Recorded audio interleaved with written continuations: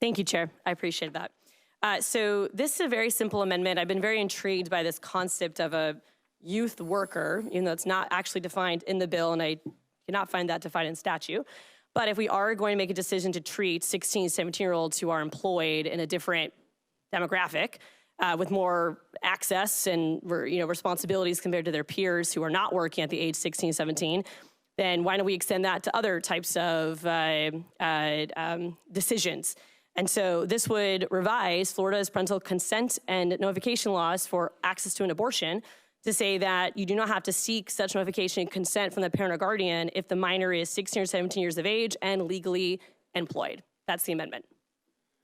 Thank you for that explanation. Questions on the amendment? Are there questions on the amendment?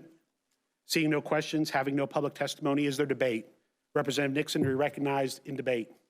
Thank you, Chair. Rep. Eskamani, I just want to say thank you for bringing forth this great amendment. You know, the sponsor of this bill has stated that 16 and 17-year-old children are not in fact children, and they're responsible enough to even drop out of school. So if that's the case for them to be responsible enough to drop out of school, to get a job, they should be able to be responsible enough to make healthcare decisions about their body.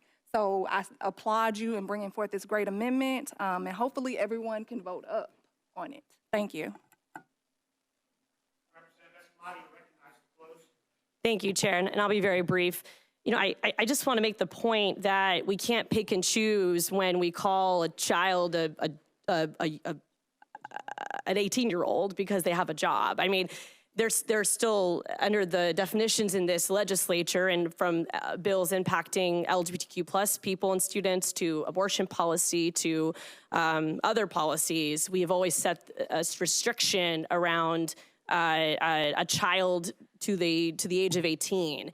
And so I find it ironic that we can make carve-outs when it benefits certain industries, but when it comes to an individual and their ability to make decisions about their health care, we don't think they're mature enough. So they're mature enough to work overtime at a 7-Eleven past midnight on a school night, but they're not mature enough to decide when or when not to parent.